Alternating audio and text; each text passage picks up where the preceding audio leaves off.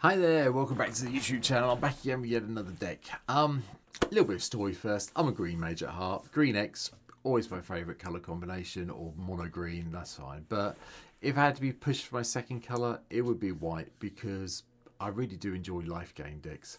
And today's deck, as you could probably tell by the title of the video, is no different to that, because today we are really looking at Linden, the Steadfast Queen.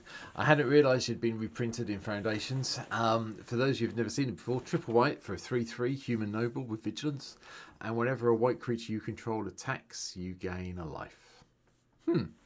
So, yeah.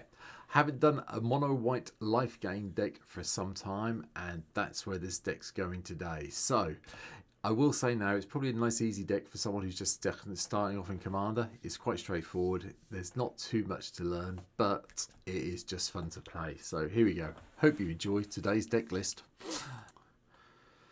So, 33 creatures in the deck, kicking off with the Guide of Souls. Whenever another creature enters you under your control, you get a life and an energy, and whenever you attack, you may pay the energy to put some +1/+1 counters on target attacking creature, and it gains flying and becomes an angel. That's fine. It's the life game we like. That's why it's here. A bit like why we like Ocelot Pride. Even more ways, if we gain some life this turn, we get to get some cats, and then we get extra tokens. Soul's Attendant, Soul's Warden gains a life for us. Speaker of the Heavens is just silly. As long as we're in Commander, so as long as we're at 47 plus life, we can tap this once it loses its summoning sickness to get 4/4 angel. And has Vigilance and Lifelink itself, which, yeah, love it. Obviously, the most traditional life gain card that you could think of is Ajani's Pride Mate. Watch this get big and out of hand quite quickly. And Offenser, the Kin Tree Spirits in to help us pump up our creatures as they come in. Well, our non-token ones anyway. And Daxos, Blessed by the Sun. Toughness is equal to your devotion to white, which should be fairly high in this deck. And whenever another creature you control enters or dies, you gain a life. Deep Gnome Terramancer comes in just to help us keep our mana flowing with the planes. Diamond Mare is just come in, choose white, cast a white spell, gain a life. Very simple. I told you it's a very good full-on life gain deck. Knight of the White Orchid helps us sort our mana issues out by going and getting some planes. Nyx Fleece Ram gives us a life at the beginning of each of our upkeeps. Voice of the Blessed is also in. When we gain life, we get to put +1/+1 counters on here. Hopefully we'll get to 10 counters quite quickly and make them indestructible. So we have a 12/12 flyer that's indestructible and vigilance. Yeah, okay then. I'm happy with that. And Offenser, Unyielding Lineage is also in, the new one coming in from Tarkir Dragonstorm. I put this in because I just like whenever another non-token creature you control dies, you get to endure. So you either get a 2/2 spirit, or you make an Offenser an even bigger first strike threat. Claim Jumper, just to give us a way of searching out some more planes if we need to, maybe a couple of times. And then we have Delny, Streetwise Lookout. Now I'm just going to put a warning out here. If you're playing in paper, Delny's fine, you can stack the triggers, it all resolves very happily.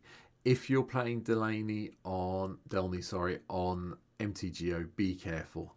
I think we're now up to, I have a little tally chart going on a notepad on my computer.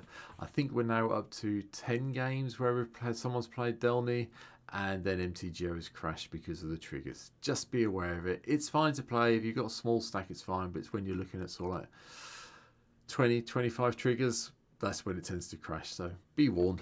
Anyway, from there, Enduring Innocence to give us some card draw when our smaller creatures enter. Heliod, the Sun Crowned, is here to chuck around the lifelink side of things, and then whenever we gain life, chuck around even more +1/+1 counters. Call Celebrant just gives us life, and it's quite a nice big blocker at a 1/4 for 3 mana. Resplendent Angel, hopefully we'll be gaining more than 5 life a turn to make her chuck out some more 4/4 angels for us. Righteous Valkyrie, does help us gain the life, and as long as we have at least 7 life more than our starting total, it pumps everything up by +2/+2. Those is all creatures, not just your angels. The Gaffer comes in from Lord of the Rings land to get us the card draw if we gain 3 or more life each turn. And Beezer, the Bounding Spring, gives us a way of getting a reset if we're behind significantly on life, which for this deck, I'm really hoping we never will be. Exemplar of Light comes in from Foundations as well. Whenever you gain life, you get to put a +1/+1 counter on this. And whenever you put a +1/+1 counter on this creature, draw a card. It only triggers once a turn. Otherwise, it would be silly in this deck, but it's here. Phyrexian Vindicator, I just think is funny and doesn't see enough play. If damage would be dealt to it, prevent that damage. And when damage is prevented this way, it deals that much damage to any other target. Yeah, the only way they really get rid of this outside of giving it -- something or other is sort of like wrath effects. So yeah, the Vindicator is quite good in my mind. Rock's Faithmender doubles up our life gaining that we're doing. Angel of Invention just pumps our team up a little bit or gives us some tokens, or we can have a big 4/3 flyer in the air with Vigilance and Lifelink, depending what you need at the time you play it. Archangel of Thunes, stupid. We gain enough life, we'll be chucking +1/+1 counters around like no man's business, so yeah. Celestine, the Living Saint from 40k, also makes an appearance. At the beginning of your end step, return target creature card with mana value X or less from your graveyard to the battlefield, where X is the amount of life you've gained this turn.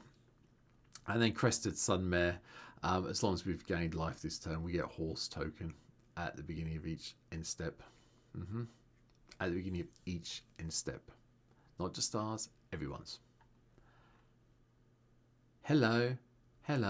Okay, I'm happy. From there, Sun Titan, just to bring everything back when it goes pear-shaped from the graveyard. Valkyrie Harbinger, if we gain 4 more life each turn, we get to have an angel. That's nice. And then the Overlord of the Mistmauls, because I just like the Overlord series from Duskmaul. Not going to lie about it. I think they're great fun. So the white one's in here. Just 2 sorceries. Day of Judgment, Wrath of God. Nothing completely unexpected from a mono white deck. And 2 instants as well. I went with Condemn and Path to Exile. You can do Swords to Plowshares if you'd rather, but I just went with Condemn, so the first ones that came up. Artifacts, Elixir of Immortality to shuffle everything when it goes pear-shaped. Sol Ring, Arcane Signet, Marble Diamond, Mindstone, Pearl Medallion, Thought Vessel. Oketra's Monuments in just to cut the cost of our spells down and give us those nice warrior tokens when they enter, so we can trigger our life gain guys yet again. The Book of Exalted Deeds, I think people have forgotten about in lifelink deck or life gain decks, to be perfectly honest. 3 mana is hard. I realise that it's all white, but we're in a mono white deck at the end of the day, so we should be okay. But at the beginning of your end step, if you gain 3 or more life this turn, you get a 3/3 angel. And then you can exile the Book of Exalted Deeds to put an lightning counter on target angel, and you can't lose the game and your opponents can't win the game. You know how it goes, but we're not doing it for that. We're doing it for the gain 3 life, get an angel. Thank you very much. Aetherflux Reservoir, we do cast a lot of spells. We should be able to gain enough life that we can do the whole 50 damage to someone with the Reservoir.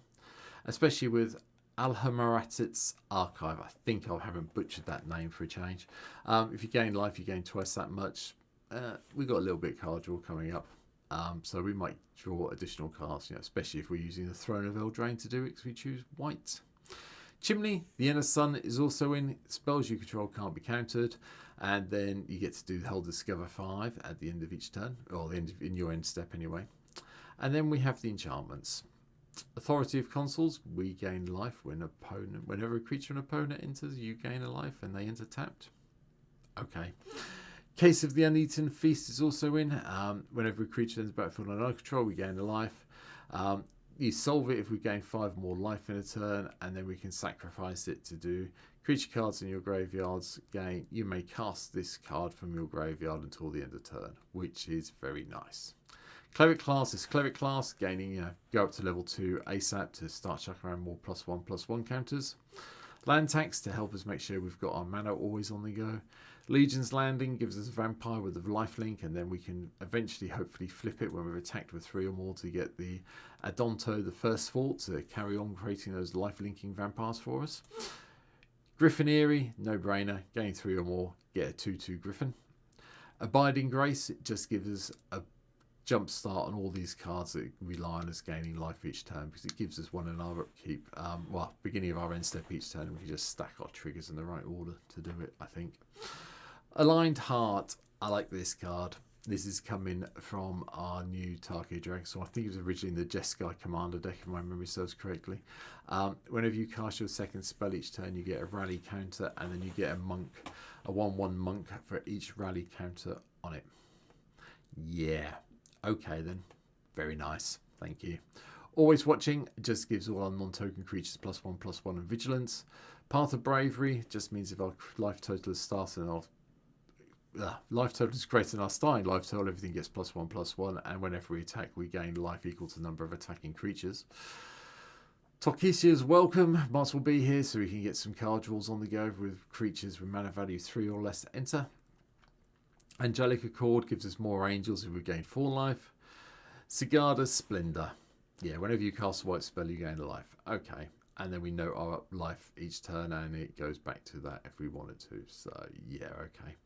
Angelic Chorus is also here. Whenever a creature enters the battlefield under your control, we gain life equal to its toughness. And then we have Virtue of Loyalty to basically chuck around more +1/+1 counters, untap our creatures. And if push comes to shove and we really do need an instant speed 2/2 Night Token with Vigilance, we can do it with this card. Lands, I kept it very simple, and I mean really simple. 34 lands. Emeria, the Sky Rune, is obviously in because of the synergy we need to keep coming things back from our graveyard. And then we just have Idyllic Range to put a +1/+1 counter on a creature, assuming we have 3 other planes in play when it comes in. Mistfall Plains lets us put things from our graveyard on the bottom of our library.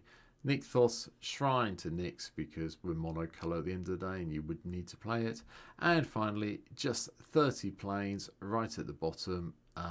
Yeah, because we need mana to cast things. Anyway, yeah.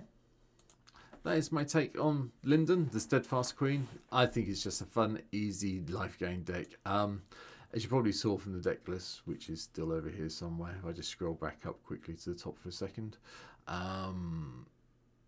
He says try and do it quickly. There you go. It comes in at what, bracket 2, so it's a core deck. So it's not game changing, anything like that.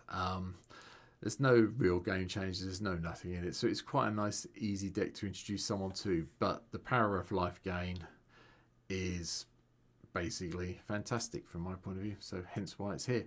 Let's see what the other things I had open then. Yeah, so please enjoy the video, try the deck out. Let me know in the comments down below what you think should be added, what I've missed out. And yeah, I read them all responsible. Hit subscribe if you can. Come and follow me on Twitch. There's a link to that below as well. You can see me play the deck there. And yeah, I'll be back tomorrow with, well, I said at the beginning of the video, green's my favourite. And I haven't done a mono green deck for a while. So tomorrow, it's going to be fun. Have a good one. See you in tomorrow's video. Bye.